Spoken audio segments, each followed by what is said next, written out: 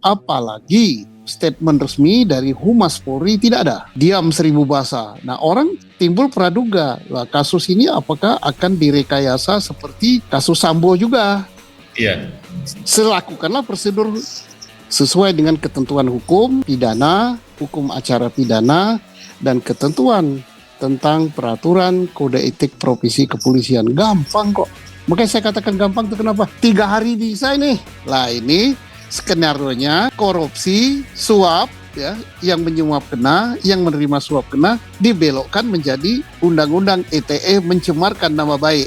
Wah, ini kan membohongi publik, ini nggak boleh lah gitu.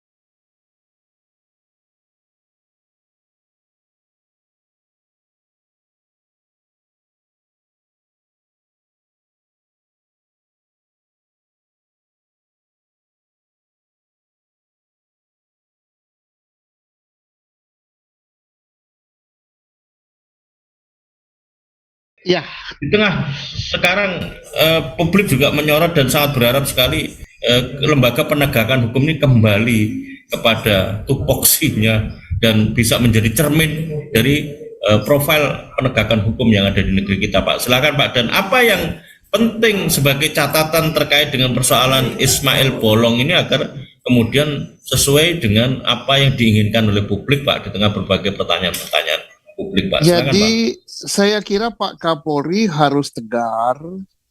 Satu, yang kedua kenapa harus tegar? Karena pekerjaan Pak Kapolri sudah ringan gitu kan. Kenapa ringan? Karena tak perlu bekerja keras, semua data sudah tersaji gitu kan.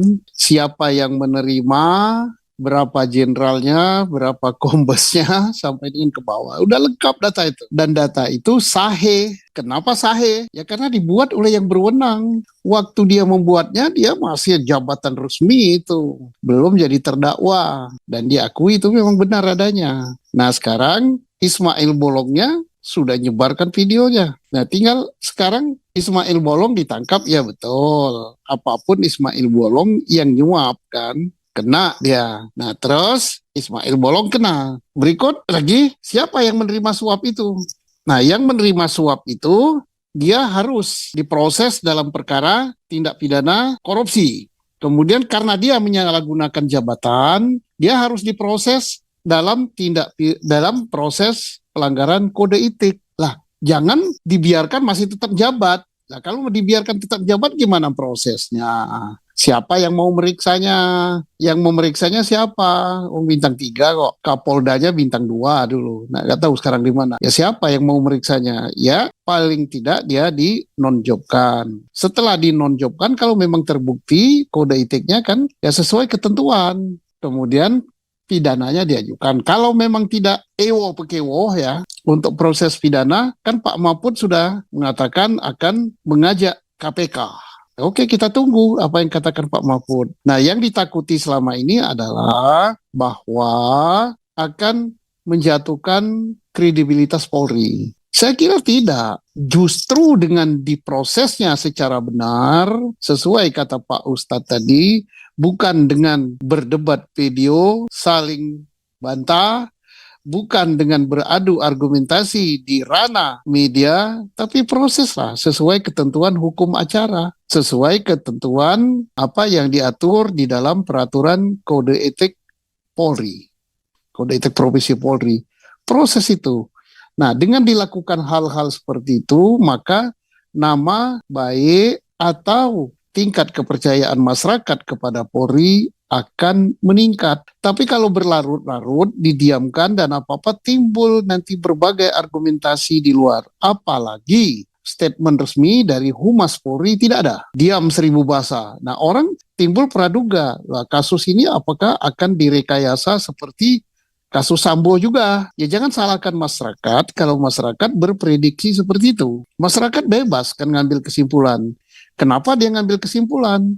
Karena tidak ada penjelasan resmi. Nah, mestinya ada penjelasan resmi dari Humas Polri. Oh, kasusnya begini, ini begini, ini. Tetapi penjelasan resminya harus yang benar. Jangan penjelasan resmi seperti penjelasan resmi oleh Humas Polri pada saat kasus Sambo pertama memberi penjelasan. Siapa itu? Brigjen siapa itu? Lupa ya. Itu kan kelihatan akhirnya jadi apa, dibully oleh publik, oleh netizen kan, jadi bulan-bulanan gitu kan. Termasuk juga dari Kompolnas, tanpa data yang lengkap langsung kasih penjelasan meyakinkan, dia jadi bulan-bulanan. Nah sekarang kan untuk memberi penjelasan resmi sesuai apa adanya kan sudah bisa karena data sudah ada. Ya lakukanlah itu kepada publik, diberi penjelasan. Kemudian lakukanlah prosedur sesuai dengan ketentuan hukum pidana, hukum acara pidana, dan ketentuan tentang peraturan kode etik profesi kepolisian. Gampang kok. Makanya saya katakan gampang itu kenapa? 3 hari bisa ini. 1, proses kode etik tidak menghilangkan proses pidana. Yang kedua, proses pidana tidak menghilangkan proses kode etik. Ya. Kemudian anggota Polri yang melakukan tindak pidana sudah pasti dia melakukan pelanggaran kode etik. Anggota Polri yang melakukan pelanggaran kode etik belum tentu melakukan pelanggaran pidana. Misalnya dia tidak sopan dan sebagainya kan, itu kan bukan pidana. Tapi melanggar kode etik. Tetapi mencuri, merampok, menerima suap, itu jelas melanggar kode etik dan melanggar pidana. Suapnya korupsi. Nah sekarang mana yang harus didulukan? Berjalan sejajar. Proses kode etik supaya jabatannya bisa dicopot dan bila perlu bisa di PTDH, diberhentikan dulu. Kemudian pidananya jalan. Sebagaimana terjadi pada Sambo. Nah ini masyarakat akan bertanya, kenapa yang sudah sedemikian jelas, yang sudah demikian kasat mata, kok lambat? Ada apa ini? Saya katakan tadi, bahwa ini sebenarnya 3 hari sudah ada tindakan nyata 3 hari. Dicopot, diproses kode etik, kemudian kalau memang arahnya ke pidana, proses pidana, selesai gitu kan. Dan tingkat kepercayaan masyarakat meningkat gitu. Masyarakat tambah percaya, oh nggak main-main, benar gitu dilakukan. Lah timbul pertanyaan besar, kenapa hal ini belum dilakukan Kapolri? Kemungkinan pertama beliau sibuk gitu kan, G20, kemudian setelah itu sibuk lagi apa ini gempa bumi gitu kan, oke lah. Tetapi gempa bumi kan sudah seminggu ini, udah masuk Jumat ke Jumat kan sudah seminggu. Ya oke, segera aja ambil keputusan. Dan tadi Pak Guru, Pak Desem ya, saya sangat hormat. Jadi itu Bapak mau semakin Bapak benci kepada Polri, itu saya mendapatkan ukuran bahwa itulah bentuk kecintaan Bapak kepada Polri. Kalau Bapak tidak cinta pada Polri, Bapak masak bodoh saja, sak bodoh ting. Tapi karena Bapak cinta, sebabnya apa? Polri ini dalam setiap negara, kepolisian ya, kalau dalam setiap negara namanya polisi. Polisi itu pasti diperlukan dalam setiap negara. Kalau militer belum, banyak negara yang tidak punya militer, tapi kalau polisi punya. Di mana polisi yang baik, yang sesuai dengan keperluan masyarakat, sesuai yang dikehendaki masyarakat. Masyarakat selaku the owner, pemilik daripada kepolisiannya, dialah yang mendesain polisinya. Wah, polisi saya harus santun, polisi saya tidak boleh korup, polisi saya tidak boleh bermain kekerasan dengan masyarakat, polisi saya tidak boleh merekayasa kasus. Ya itu polisi harus nurut. Kenapa? Polisi itu bukan miliknya polisi. Polisi itu miliknya rakyat. Nah ini yang harus kita sadarkan. Nah rakyat karena cintanya pada polisi, maka kritiknya macam-macam. Nah, kenapa macam-macam ya? Latar belakang pribadi orang itu kan tidak sama. Ada yang menyampaikannya gaya santun kayak Kiai Solo gitu, sopan tapi menusuk dia. Ada yang ya, boleh-boleh saja. Itu tanda cinta. Jadi junior saya di polisi, di kepolisian yang sekarang masih aktif, Anda jangan sakit hati. Kalau ada kritikan-kritikan yang masuk, itu bentuk rasa cinta. Tetapi jangan hanya tidak sakit hati terus diam, ya berubah. Jadi masukkan, terima kritikan itu, adakan perbaikan. Sebab zaman sudah berubah. Di era saya dulu, saya jadi polisi itu mulainya tahun 1977. Wah, udah berapa puluh tahun silam ya, 45 ya. Belum sedemikian kritis, media sosial belum seperti ini. Kalau sekarang apapun yang terjadi, cepet langsung sampai ke bulan, sampai ke planet gitu. Lah, kok begini Pak, gini-gini. Iya, itulah resiko jadi polisi zaman sekarang. Anda nggak bisa jadi polisi zaman dulu, karena belum lahir. Nah, Anda semestinya kalau bisa menikmati zaman ini bisa bagus sekali. Tetapi kalau salah dan mengartikan zaman ini ya bisa sakit hati, stres gitu kan. Ya inilah zaman gitu. Maka caranya gimana? Ya caranya berubah. Mari berubah, zaman sudah berubah, tidak bisa lagi model-model lama. Ya berubahlah. Ya. Ikutilah tuntutan zaman ini. Ya. Ya, Pak Susno, kalau memperhatikan progres penanganan tindak lanjut dari potensi tindak lanjut dari penanganan pidana kan sudah ada LHP untuk dugaan suap. Atau kalau memang Ismail Bolong dianggap sebagai satu soalan dugaan pidana mengenai ITE maksud saya, terus kemudian pencemaran nama baik kan mestinya ada potensi. Sejauh mana Pak dengan potensi-potensi itu ada tindak lanjut ke depan dengan proses pidana yang diharapkan ada progres seperti apa tindak lanjutnya Pak? Ini orang akan bercuriga pantas ya dan wajar.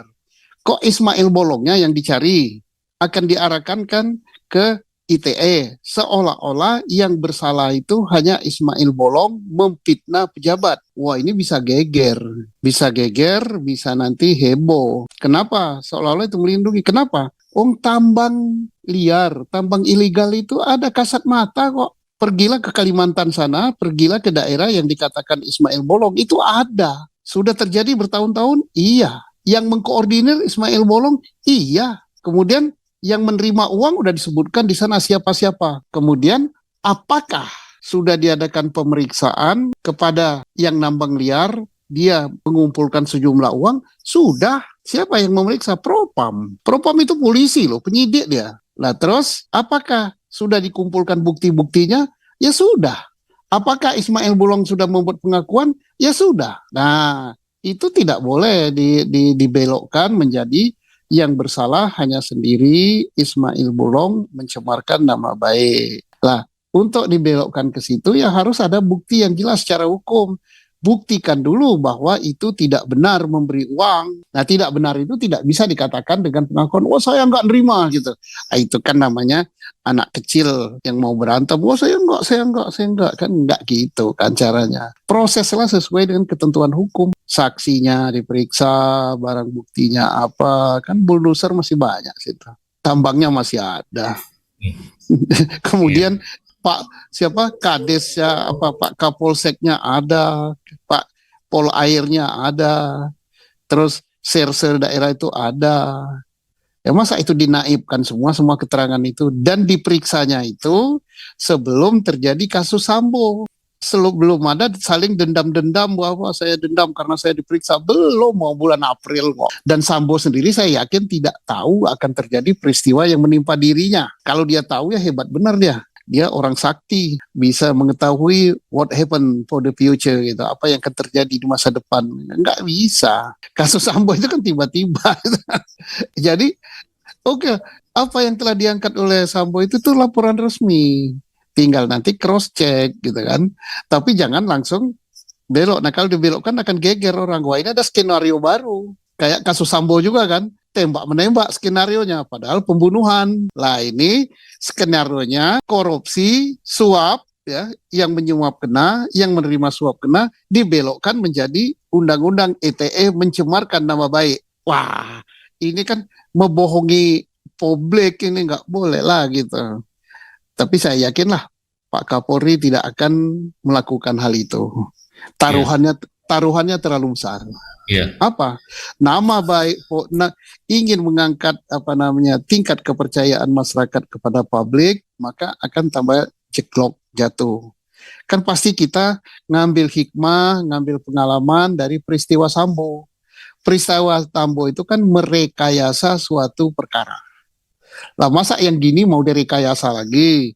Oh, rekayasa Ismail Bolong tidak nyuap, tetapi dia mau mencemarkan nama baik Polri. Ismail Bolong kan Polri dia. Oh, dia kan polisi itu. Masa dia mau mencemarkan nama baik, toh dia bisa hidup enak dari polisi, toh dia bisa mengkoordinir apa tambang liar itu. Pelaku-pelaku tambang liar itu mau dikoordinir oleh Ismail Bolong itu bukan karena Ismail Bolong ganteng, cakep, pintar, bukan. Tapi karena dia polisi dan dipercaya dia itu adalah kepercayaan orang yang punya kekuasaan. Kan gitu.